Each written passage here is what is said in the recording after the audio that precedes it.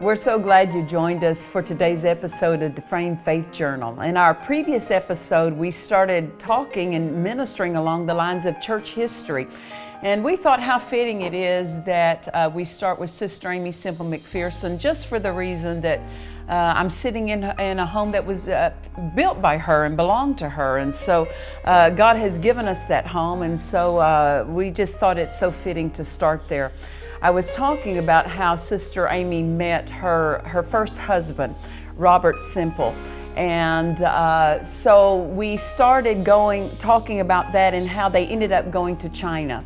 Robert Semple had always wanted to be a missionary to China, and they were there for around a year or so, and both her and Robert Semple came down with malaria. Of course, Sister Aimee recovered from that, but Robert Semple didn't. He ended up dying there in China. And you know, if you look at church history and you read about his biography, autobiography rather, that was written about him, something that we see that he made a statement as he was preparing to go to China. He used to say, wouldn't it be wonderful to be a martyr for God in China? Well, in that statement, what he's doing is he's romanticizing this idea of being a martyr. Well, how many of you know the devil can hear those words, and he can take those words and work in line with those. And so you always want to be careful that you say things that don't give the devil an opportunity, because in less than a year of being there, of course, Robert Semple did die. He went home to be with the Lord. And he was the family, he was the preacher in the family at the time.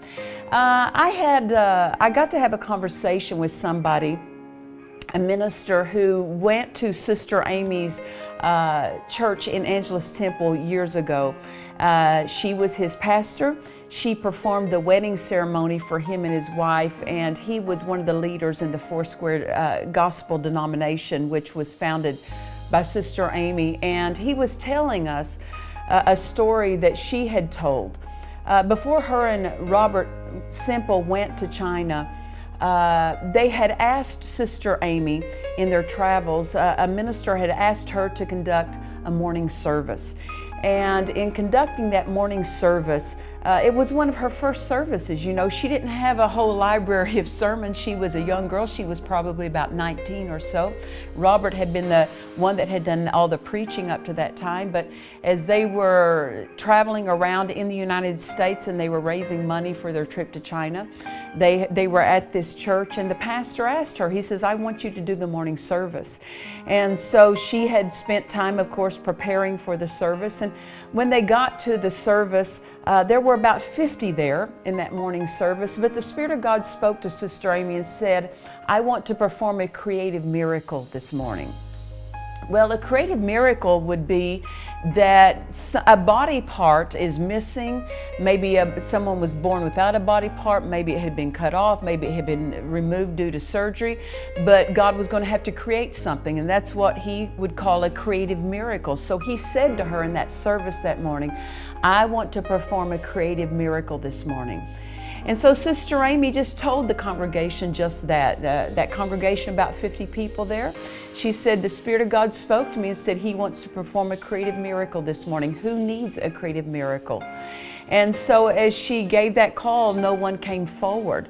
And so she just continued to give that call, and no one again came forward. So she just sat down and she said, if God wants to do that, I can't go further and do something else other than what he wants to do. So she just sat down on the platform and they just began to worship the Lord. And so she continued to call, and after a period of time, a man that was sitting on the back row came forward, and he was holding a blanket. And he says, I know that you were calling for a creative miracle this morning, that God wanted to do one, but I didn't know if you meant this much of a creative miracle. And so as she was sitting there on the platform, she was just sitting on the steps leading up to the platform.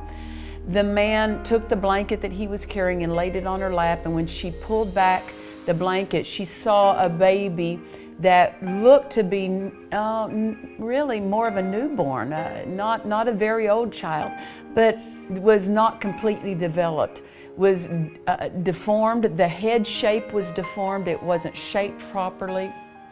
Its eyes were closed. There were no eyeballs in the sockets. There were just little flippers for arms, flippers for legs. The baby was completely deformed. And Sister Aimee told this minister that was relaying this story to us, this testimony to us, that here she had been calling for this creative miracle, and she did not recognize or realize what kind of condition this baby had. And so she realized, well, I certainly can't do anything to heal the baby, but Jesus can.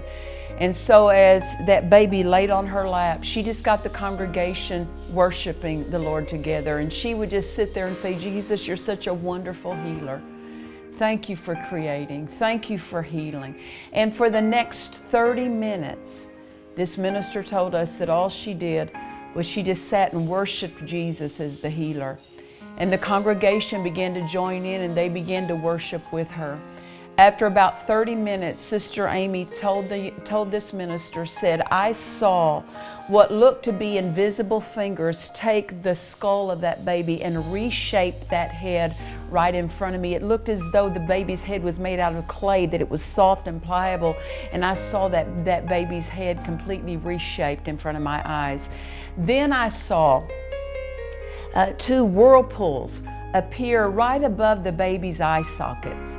And those whirlpools spun and went right into those eye sockets and created eyeballs. And said, we just continued worshiping as this was going on, and said after a period of time, one of the arms popped out. It was no longer a flipper, and the other arm popped out. And then as the congregation continued to worship, one leg popped out, and then the other leg popped out. And she handed that baby back to that man, completely whole, completely restored. Now you can understand, if you've been a part of something like that, like she saw that day, you don't just easily step away from the ministry and go back to just a normal life. How is life ever normal for you again? So you can understand that when she came back from China, her husband had died. She had now a newborn baby. She felt the need to start a home, have a home for her and her child. But then there is this awareness that there's this call on her life, that there's a ministry God has for her. But how is she to continue? You know, she's in her early 20s at the time, and it wasn't the same as it was back then for women as it is today. It wasn't so widely accepted to have women ministers. And so she began to think, well, I just need to settle down and create a home for my child. And so she did at that time. After a couple of years after coming back from China, she met and married a man by the name of McPherson. And so they married, and she again became pregnant with her second child. And after a period of time, he was born, and so her son was born. His name was Rolf McPherson. And now she was a mother of two, and it seemed like certainly she couldn't fulfill the ministry that God had called her to. And so she just settled down that she was just going to be a homemaker, and she was going to be a mother. But she was, from the inside, so unsettled that no matter how she tried to create a home for her family, she wasn't satisfied on the inside. And she said the call kept stirring in her, and God would speak and say, will you go? Will you go? And she said, God, I can't go. I've got two babies. I've got a husband. I've got a home. And it wasn't acceptable so much for a woman to be conducting a ministry apart from her husband. Her husband was a businessman. This second husband, he was not a minister per se. He worked in the business field. And so it just seemed impossible for her to fulfill this call. So she just relinquished herself to just setting up her home, being a housewife, being a mother. But as she did, her health began to deteriorate, which you can understand that when there's a call of God on your life, your health is tied to that. When you obey that, you're blessed. And when you don't obey that, the door is open to the enemy, and the enemy can attack you. And she began because she wasn't moving forward in the call of God, there was an open door to the enemy. Of course, God's not the one that allowed it or permitted or sent it rather, but because of her choices, it was an open door to the enemy to attack her. And so she had several prolonged illnesses. and she found herself being operated on several times, and finally they had to take her off the operating table and they left her to die. They realized that medically they could do nothing more for her.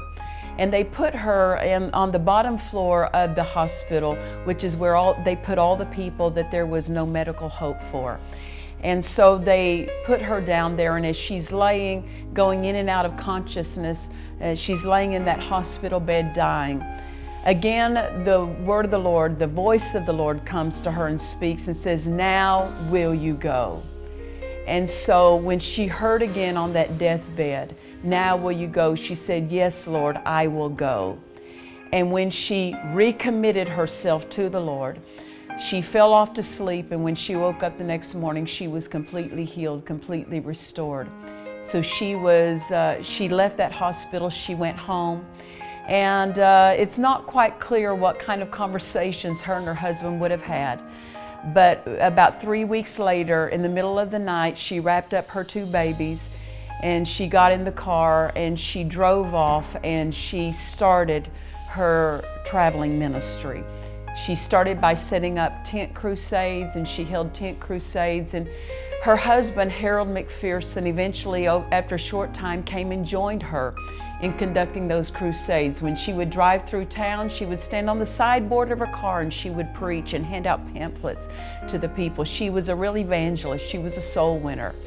And so Harold McPherson did come for a period of time, and he joined her in conducting these crusades, conducting the meetings with her. But after a period of time, he realized that it was more her call than his call. He didn't seem to be fulfilled in that role. And as they were conducting crusades, he had difficulty just living off the offerings that people would give. He felt like, as a husband and the head of the home, that he needed to be a breadwinner for the family. And so he himself went and got a job at one of the crusades where they were at in a city. He got a job in that city and took a business position. And God, from what is recorded, he had several dreams where God dealt with him not to leave the ministry that God had for them, but to continue helping Sister Aimee in her ministry. And he just chose not to. He decided he just couldn't do it. So after a period of time, he divorced Sister Aimee, and he went into the business field, and she continued on with her traveling ministry and her tent crusades. He recognized that there was definitely an anointing and a call upon her, and he didn't try to stop her, but he said, "I just can't join in on this for the rest of my life." And so again, she found herself alone without a husband. And so this is the time when her mother came and helped her and joined her in this ministry that she was growing in.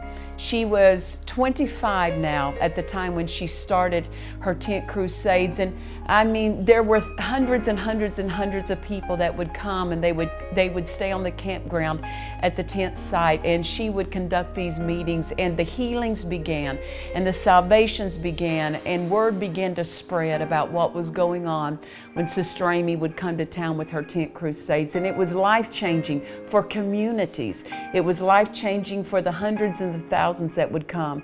But the people flocked to her meetings, and it wasn't long that it didn't just stay in the crusades, but word began to come for her to launch out into the deep, and she went into auditoriums.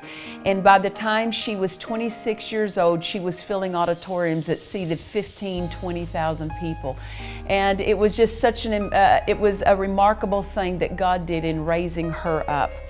You know, in pastoring, I had a couple that came to our church. They were both 80 years old. And this couple had gone to Sister Aimee's church, had been students in her Bible school. And the wife of this couple, she was the soloist that traveled with Sister Aimee, Semple McPherson. And when they came to our church, she was 80 years old, and she got to tell us a little bit about getting to travel with Sister Aimee. And she said something that was so important. We had this elderly couple who had worked with Sister Aimee in my home, and we had some of our staff around, and they just began to ask her questions, and they said to her, "Can you tell us a little bit about what you attribute to Sister Aimee's success. And this woman made a remarkable observation. She said, well, Sister Aimee knew her call. She was faithful to her call. But then she said this, she said, it was time. And Sister Aimee came to Prominence at a time when God's plan for the church was, it was reaching a revival. Sister Aimee was at the helm of that. Sister Aimee was on the cutting edge of that. And you can't leave out this ingredient that it was time. And it's not so much about what Sister Aimee, of course, she was faithful. She did all that she could to fulfill her call.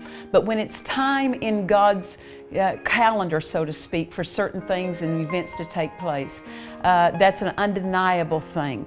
And so Sister Aimee, it was time for God to promote someone like her. It was time for God to bring a woman on the forefront. It was time for God to raise up her healing ministry.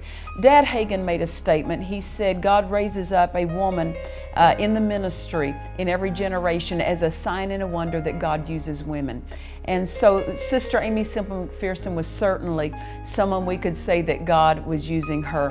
And so there's so much to be said, and there's so many more things we'd like to share with you. Of course, we can't do it all in this episode, but we want you to watch for the next episodes because we're going to share even more.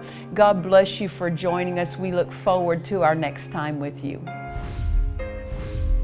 Thank you for watching today's show. Be sure to check out all the latest episodes on our YouTube page. For more information, follow us on Facebook or visit our website at dufresneministries.org.